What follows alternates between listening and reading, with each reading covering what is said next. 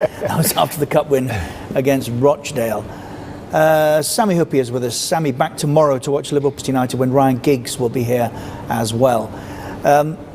So I don't think any doubt about the award, and I don't think any doubt about the fact that Deeney was going in the direction in which he did. We weren't confident. He maybe was, but... Oh, he would have been. Didn't fancy him, did we? I thought he's going to blast it hard, but he went to the left side, and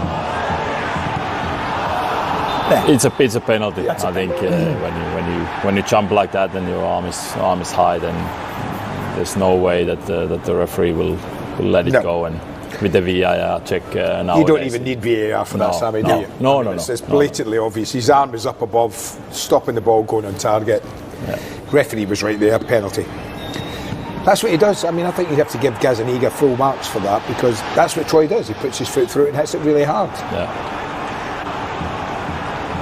Terrific save. Yeah, it's a bad penalty when it's not going in. Yeah, it is. It's a great penalty if Gazzaniga goes the other way. If he dives the other way, it's fantastic, yeah. Great height for the keeper as well, I think. But it was a win by literally millimetres. That late opportunity cleared from the line, barely, or rather perhaps just, is a more apt description. Oh, absolutely nothing in it. Nothing in it. Well, Seto had come on as a sub. As the commentator said, if he does nothing else, then he saved his team one very valuable point where they are at the moment.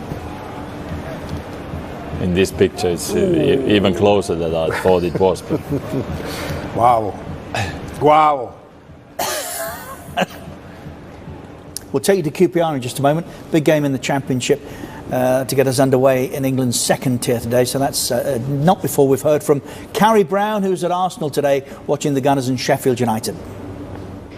Welcome here, Pitchside, where I'm delighted to be joined by the fountain of all Premier League knowledge, Tony Gale. Of course, Arsenal 4 places and 4 points behind Sheffield United, and 3 enforced changes for them. It's Martinelli who comes in for the suspended Aubameyang. Saka comes in for Kolasinac, who's got a thigh strain, expected back though for the Chelsea match. Mustafi is in because Socrates is ill. And another surprise, Eddie Nketiah, who is away on loan to Leeds. Bielsa couldn't use him, is on the bench. His shirt number, we didn't even have 30. He's back, and it's good news for Arsenal fans, because any time you get the kids coming back, for Mikel Arteta, it's a way of winning these fans over, because if you do bring the youth players through, you do tend to get a little bit more patience off the fans. A tough call for them. Moussa coming in from McGoldrick. Of course, it was Moussa that scored and got the winner at Bramall Lane. Yeah, Moussa's got that lovely pace, isn't he, to get him behind. And if you look at Chris Wilder's sides, the way they set up, it's excellent coaching. If it was a foreign coach coming over to this country, everybody would be going wow at the moment with the underlapping sort of back three, so to speak, the wing backs. Everybody would be going wow. But because he's one of our own, and Sheffield United is one of their own, that's the song, we tend to take it for granted. But what a wonderful job. I think he's the story of the season, isn't he? He is, and if you meet him, I mean, he's just a normal guy, and he's got time for guys like yourself, everyone in the press, and he's just all round just taken to the job in the Premier League. So ultimately for you, with that team news, are Arsenal the underdogs? No, I wouldn't say they're the underdogs. If I was going anyway, I would edge on the side of maybe a draw. But who'd have said that at the beginning of the season? Sheffield United going for European places, Arsenal having the struggles that they've had, new manager in, and then Sheffield United coming to Arsenal away and perhaps being the slight favourites. But for me, it's looking like a draw, this one. Mesut Ozil on the front page of the programme saying he's a playmaker, he needs the space to play. A bit of a dig at the former boss, how much he is loving playing under this one. He is, but what this manager's doing, I wouldn't say that he's turned it around with their fitness levels. He's just turned it around with a little bit of desire, because the first thing you've got to do in football is run around. You got to, when you haven't got the ball, you've got to go and get it, and that's the first reaction that he's looking for. Man City had it, and he's worked with Pep for all those years. Even the best players in the world, as soon as they lose the ball, get back after it. Tony, always a pleasure. Thanks for joining us. Thank you. Back to you in the studio. Yes, thank you, Karen. Of course, every week Sheffield United do well. It only underlines the problems that are mounting at Hillsborough. Sheffield Wednesday, of course, start of the season, with ambitions of joining the elite. With the financial concerns there right now, it might be League One that's beckoning for them. Anyway, in that league, in the Championship, this is Queen's Park Rangers and Leeds. QPR in their hoops. That doesn't count in the Premier League because it would be disallowed as a result of Naki Wells. Just as it comes off a defender, hits his left arm, bounces up, hits his right arm. Look where the referee is. He's got no chance of seeing that from where he is, edge of the box. He's blindside. Needed help from his linesman, didn't get it. The Leeds players are right. They could all see it. But big missed opportunity late on. Not that. No. Leeds had a penalty which Bamford saw saved. And it ended their day with Phillips being sent off. That's bad. Bad, wasn't it? Yeah. That's naughty, isn't it? I don't know why players do it, do you? You know you're going off, don't you? Yeah.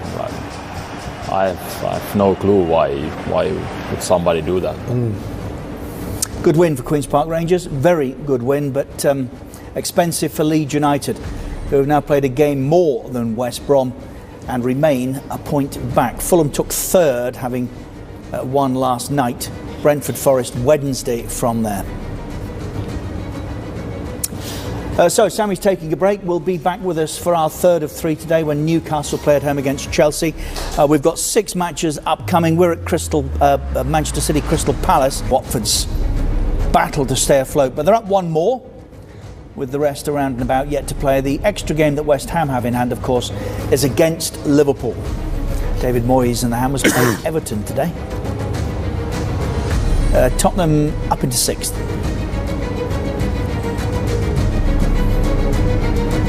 7 more games yet to be played this afternoon. 6 of them start at 1800 Mecca. We'll be watching Manchester City Palace and showing goals from Arsenal, Brighton, Norwich, Southampton and West Ham as they go in.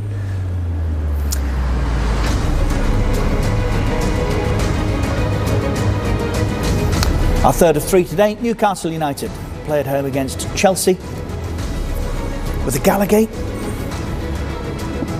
crying Steve Bruce's name this past week. 6 months, a long time in football. 6 months. Watford play Tottenham.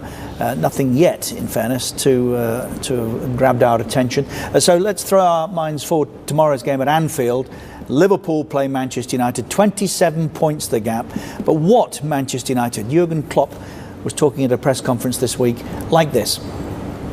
It's strange when you play against a high quality team, but United still is, and they,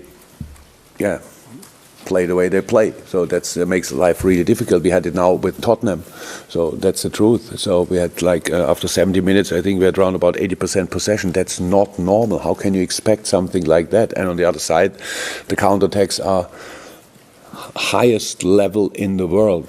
That's for Tottenham with the players they have, and that's for Man United for sure as well. I don't say they only counter-attack, but it's a main thing for them to do.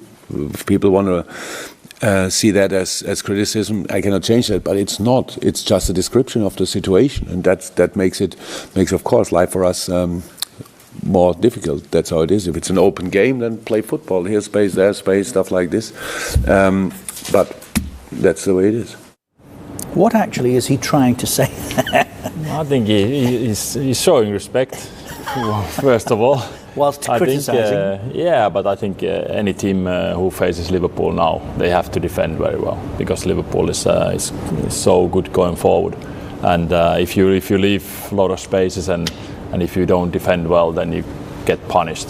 And I don't know if for me, United is not only counter-attacking team, but when they defend, they try to defend well. Yeah. Then maybe that's the only option they have. You were working in Germany when Klopp was. Is he the same coach now as he was then?